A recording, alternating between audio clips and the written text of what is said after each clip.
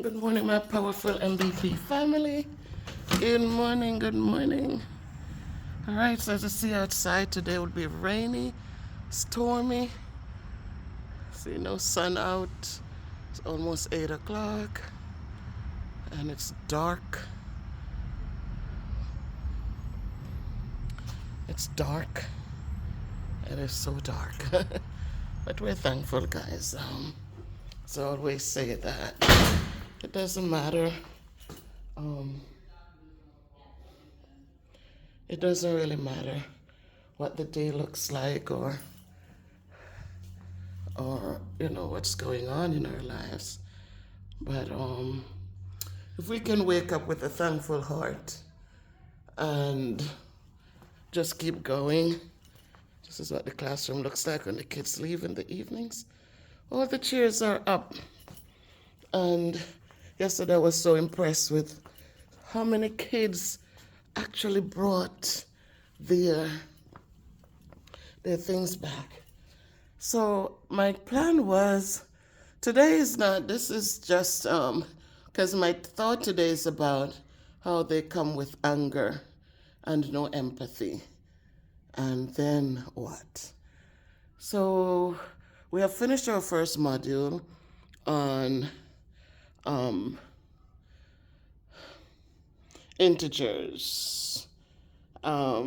This is some of what we did for them. I do use the document reader, but this was just visuals for them again to support them. Remind them that the zero is neither negative or positive, and what opposites were, that they're the same distance from zero, and so they're able to understand. And then I did a quick place value chart for them to compare numbers or integer, whatever, to compare. And these are notes that I did for them.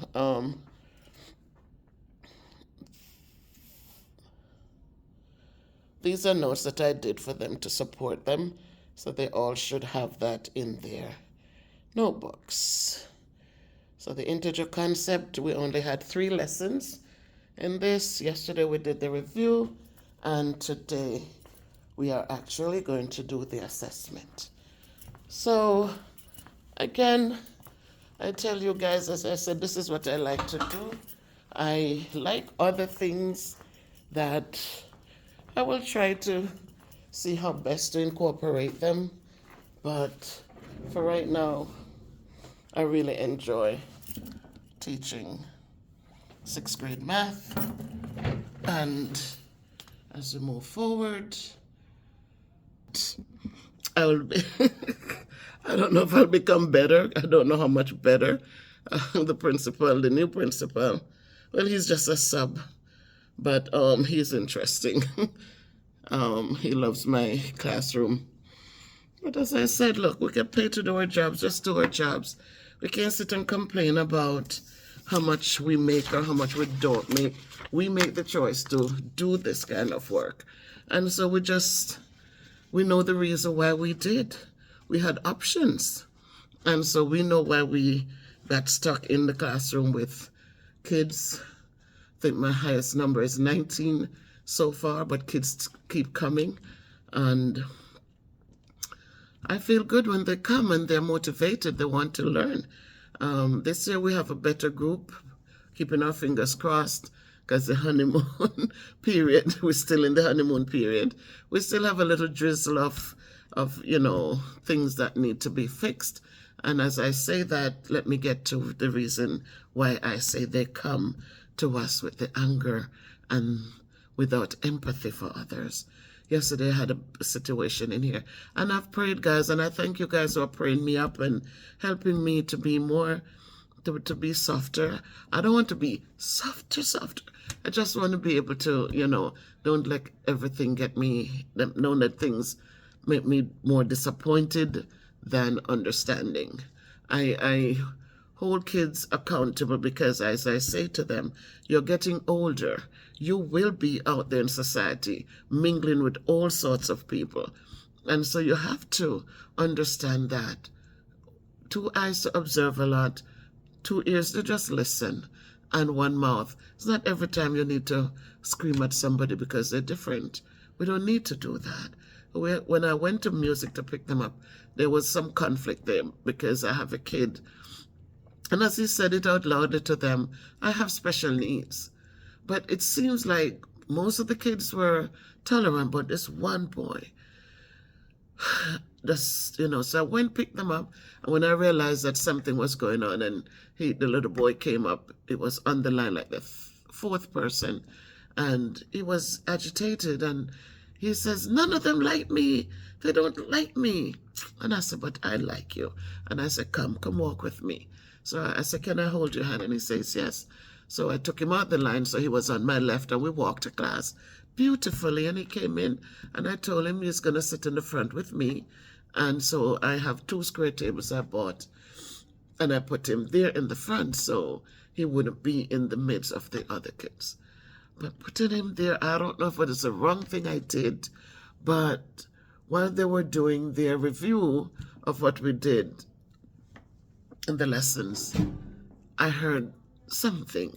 And one of my top students, was just, be quiet, shut up, I'm tired of you, singing that song, da da da.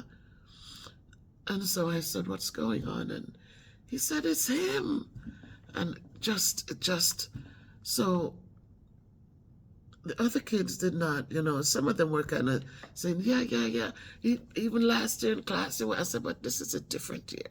So the kid shout out and says, I have special needs. This song calms me down. This song makes me feel. But they didn't want to hear. That one kid didn't want to hear. And it got to a point where the little boy, he was so red in the face and just, oh my God, again. So I'm talking to him and I'm saying, life is this way. What if the shoes was on the other foot, But you know what? I didn't look at it on the other side because I have a lot of earplugs. I could have given him a headphone, to try to tune out the little boy.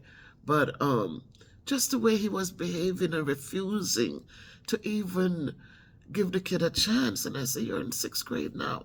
You're getting older. And if this was you or one of your family members, I'm sure that you want people to just try to tolerate and deal with you. And so there was a boy there, I gave him a certificate, and I think I'm going to give him a Amazon gift card. That little boy, a 6th grader, he took charge of, this kid just, like, my heart was just joyful. And he said to the kid right next to him in his group, he says, chill, man, just chill. You want to take a walk? Take a walk. Take a walk, man. Take a walk, but give the kid a break. And the kid, no, I'm not going to, oh my God. And he was so blazing, just like fire red, like he just couldn't tolerate the kid. I can't stand it. He does too much, And he wouldn't walk away, and he just sat there. And eventually he just got up. And he was one of the kids. He got a frozen drink that morning, in the morning. Because they're good kids. But he just doesn't have tolerance or the empathy for a kid who is struggling.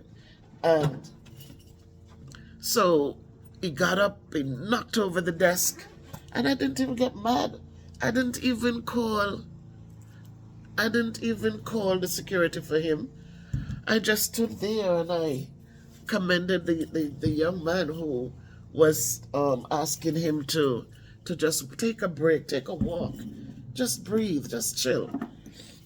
And I thanked him because I said, we are not all the same and we all go through our different struggles.